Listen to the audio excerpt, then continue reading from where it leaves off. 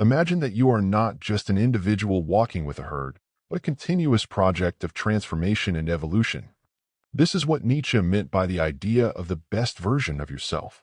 A person who creates his own values, breaks his chains, and surpasses his old self to create his own future. This person does not accept living according to others' rules, but instead redefines success, strength, and creativity according to his own will.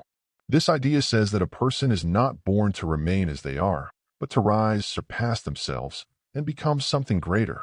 It's Nietzsche's theory of the best version of yourself, the person who wanted to break all chains to create a stronger, bolder, and greater human. Today, we will discuss this idea, so I recommend watching the video until the end, because you will come out stronger. Nietzsche says that man is a tightrope walker between the animal and the best version of yourself. Humanity has always been a creature in search of meaning, striving to transcend its limits and fighting to survive in a changing world. However, Nietzsche, the bold German philosopher, did not view man as a completed being or as the end of evolution, but as a temporary phase, a bridge between what we were and what we could become. To Nietzsche, man is not a fixed entity, but an ongoing project, a being in constant struggle between his animal heritage and his desire to reach what he called the best version of yourself. He is a transitional point between the past and the future, between instinct and reason, between slavery and absolute freedom. But he is not condemned to remain in this middle phase. Rather, he must rise, surpass himself, transform, and recreate himself to reach what Nietzsche called the best version of yourself. But who is this best version of yourself? What makes them different from others? Is the best version of yourself born, or are they created? And can anyone walk this path? These questions open new doors to understanding the self and motivate us to embark on a journey of continuous evolution, where there are no limits except those we set for ourselves. The central idea in Nietzsche's philosophy of the best version of yourself is not just a theory, but a vision of a life filled with strength, freedom, and courage. This person is not born superhuman, but creates themselves through their will, their own values, and their readiness to face life with all its vigor. So what distinguishes them from others? Here are the three main traits that make them different. First, the strength of will, the will to power. An ordinary person may hesitate, retreat in the face of challenges, and wait for life to give them what they want. The person striving for the best version of themselves, however, is the one who takes the initiative, decides their own fate, and does not allow fear to paralyze them. They refuse to be a follower.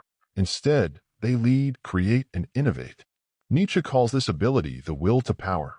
It's the internal energy that drives a person to overcome obstacles and achieve their goals without waiting for permission from anyone. They are the person who takes responsibility for their choices, even if they are difficult, because they know that life gives nothing for free. It requires someone bold enough to seize it. Secondly, liberation from traditional morality. Are the values we believe in truly part of our reality, or are they just rules imposed by society to keep everyone under control? Nietzsche believed that most of the morality we learn from childhood is merely a set of constraints created by slave morality, those that glorify weakness and call for submission, surrender, and blindly following the herd. The best version of yourself, on the other hand, is the one who reconsiders everything they've been told, questions, and is not afraid to challenge beliefs that hinder their development. They do not accept ready-made values, but create their own values, independent morals, and refuse to live according to standards they did not choose themselves. They are the master of themselves, not a slave to laws imposed by others. Thirdly, absolute courage, saying yes to life. Life is not a bed of roses. It's full of risks, pain, and losses. But does this mean running away? No. The person striving for the best version of themselves does not fear confrontation, does not flee from pain, but embraces it, understands it, and uses it as fuel to become stronger. They know that every failure is just a step toward success and that every loss carries a lesson they can benefit from. Nietzsche believed that life is not just about waiting or postponing for something better, but about constantly engaging in experiences, accepting everything it offers, whether good or bad, and overcoming the fear of the unknown.